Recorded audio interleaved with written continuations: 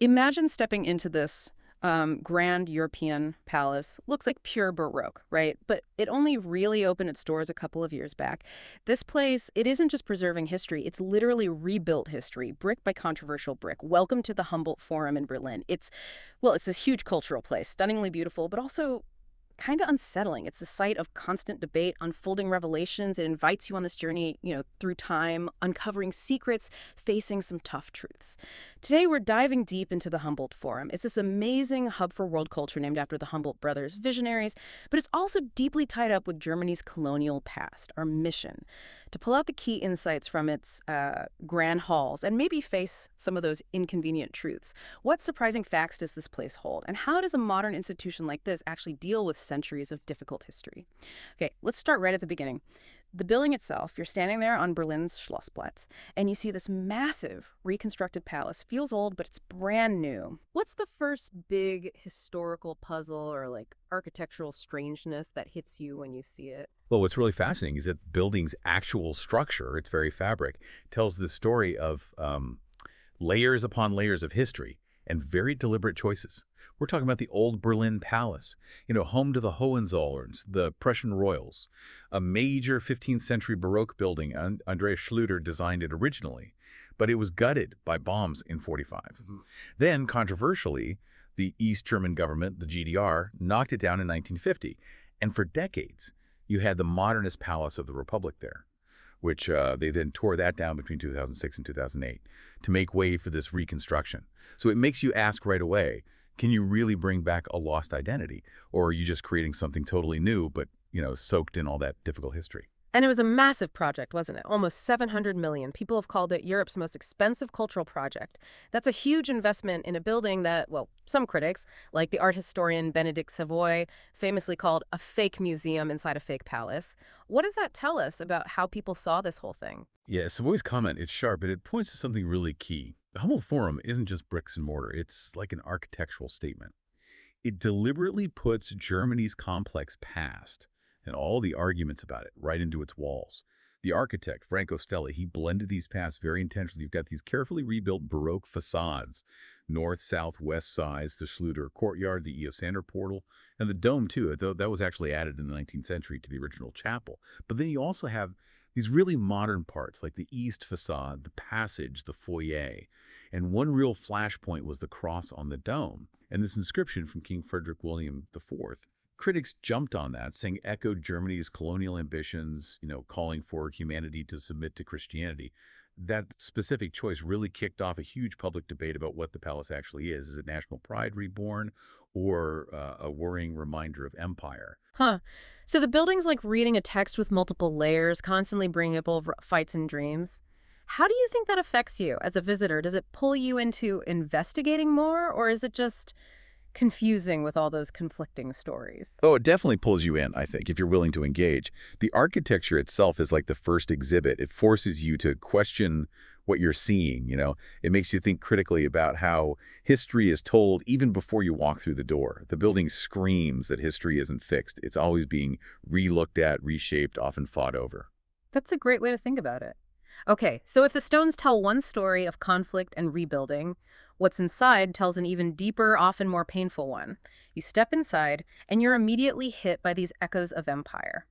This seems to be the absolute core of the controversy surrounding the Forum, right? Absolutely. Connecting it to the bigger picture, the original vision for the Humboldt Forum was something like Germany's version of the British Museum, a place to house these huge non-European collections from Berlin's Ethnological Museum and the Museum of Asian Art. But that immediately put it smack bang in the middle of this global argument about artifacts taken during the colonial era. And the most famous example, of course, is the Benin bronzes. Thousands of these incredible cultural items looted by British soldiers from Benin City in 1897. Germany itself had around 500 of these pieces, including about 400 of the bronzes, just a staggering number representing a huge historical wrong and a real ethical headache. And this is where it gets really interesting because we're seeing history not just talked about, but actually being rewritten. Reparations happening now. In July 2022, after years, decades really, of requests and pressure, Germany and Nigeria finally signed this deal to return all the Benin bronzes Berlin held. So the 40 bronzes you see there now, they're only on loan for 10 years. And they're paired really thoughtfully with work by contemporary Nigerian artists. That's a visible change, isn't it? It is. But that change wasn't simple. It was forced by what some called these inconvenient truths that places had sort of ignored for a long time. Remember Benedict Savoy, the restitution expert we mentioned? She actually quit the Forum's advisory board back in 2017. Why? Because she felt the institution initially just wasn't willing to dig into the bloody colonial backstories of its own collection. She famously compared the museum's toxic heritage to Chernobyl. Wow, Chernobyl, that's powerful. It really is. And that Chernobyl insight, it tells you that the toxicity wasn't just the objects themselves, but the institution's initial reluctance to face those bloody backstories. It's a stark reminder, really, that being a responsible caretaker of culture means total honesty and being willing to admit mistakes. That toxic heritage idea is heavy. But couldn't you argue that if you don't show these objects, even with their difficult pasts, you risk just erasing history? How do museums walk that tight, facing the ugly truths, but still keeping these things accessible for people to learn from, maybe even changing how people see them? That's the million-dollar question, isn't it? It demands some really deep ethical thinking. What many places are doing now is making the display itself part of that conversation about where things came from. So instead of just saying, look at this beautiful thing, they show it with detailed info about how it was acquired, acknowledging the violence, the theft, the unequal power.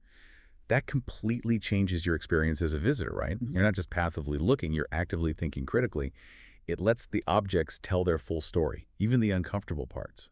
And it pushes the institutions to own up to how their collections were formed. Okay, so what does that actually mean for how the Humboldt Forum tells its stories day to day? They're clearly trying new things, moving past just putting stuff in glass cases. It sounds like an ongoing experiment in being honest, trying different ways to narrate the past. Yeah, and what's really interesting is this genuine effort to learn from those past criticisms and rethink how things are shown. The approach isn't uniform across the museum, and that's on purpose. They aim for what they call multi-perspectivity, basically, showing lots of different viewpoints. So some exhibits now are curated directly with indigenous communities, like collections from South America are shown in the style of Yaquana roundhouses, their traditional homes. And the exhibit on the Omana tribe from Nebraska, it's laid out like a circle of stories, uses contemporary video interviews, and emphasizes their message, "We are still here," which is incredibly powerful. Another really striking thing is a temporary display on Tanzania, a former German colony. They deliberately chose not to include any of the 10,000 potentially problematic objects from Berlin's own collection. Instead, some display cases are just empty, or they feature surrogate objects made by contemporary artists. That absence speaks volumes, doesn't it? It makes you think about what's not there. Leaving cases empty. That's quite a statement. And they're also tackling looted art directly, not shying away from it. This loot. 10 Stories exhibition starting in spring 2024. Sounds like it puts you right in the middle of these historical thefts, colonial times, Napoleon, the Third Reich, using originals, replicas, even VR to ask these really tough questions. How are things looted? How are museums dealing with it now? What more needs to happen? It really makes you ponder the hidden journey behind every single artifact. Makes each one feel like a clue. Exactly. But this whole approach, this multi-perspectivity and dialogue, it's naturally led to more debate, philosophical debate. The museum planners talk about this constant change of the narrating position. But critics, like the Indian cultural theorist Ranjit Hoskote or the anthropologist Robin Boast, they ask, does this truly shift power? Or does the Western view still remain the default? Does it risk creating a kind of neo-colonial genre or these asymmetric spaces of appropriation? It's a really important discussion about who actually gets to tell the story and whose perspective is central as another complex layer to the forum's journey. That's a really critical point. Does this more self-critical, collaborative style actually make the discovery feel deeper for you, the visitor? Or does it just kind of highlight problems that can't ever be fully fixed? How do all these different voices make the experience richer, or maybe just more complicated? I think for someone who really wants to engage, it makes the experience way richer. It gets rid of that single, this is how it was voice. It invites you to join in, to wrestle with the difficult stuff alongside the curators. It admits history isn't settled and that you need all these perspectives for a fuller picture, even if it's messier. It changes the museum from a place where you just consume information to a place where you actively think. Viewing becomes critical engagement. It's definitely not just a dusty old monument then. It feels alive, constantly talking, sometimes arguing with itself and with us. So what's happening there right now? What other questions are still bubbling up? Well, it's certainly a busy place, physically. In 2024, they reported something like 3.3 million visits. which shows it's popular as just a central spot in the city, a tourist must do. But it's worth noting that number counts everyone coming into the building for the cafes, shops, events, not just the exhibitions, which is why it doesn't always show up in those international museum visitor rankings that count differently. Their 2025 program, themed Family Matters, looks like they're trying to broaden their reach even more.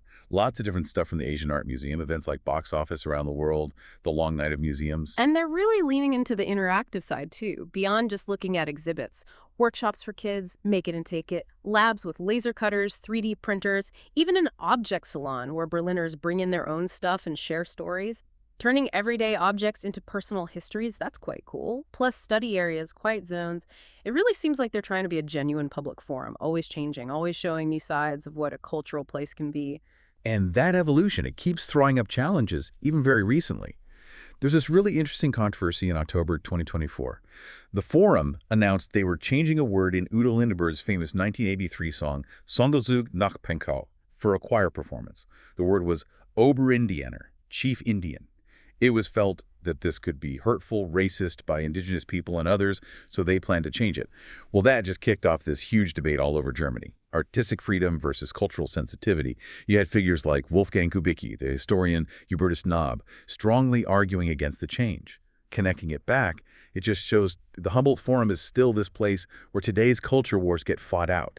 It reflects society grappling with language, legacy, making it a truly living museum where history and modern feelings collide constantly. That is fascinating. The museum isn't just reflecting these debates, it's practically hosting them. Yeah. How does that affect how we see a place like this? What responsibility does a cultural institution even have in shaping how we talk, how we use language today?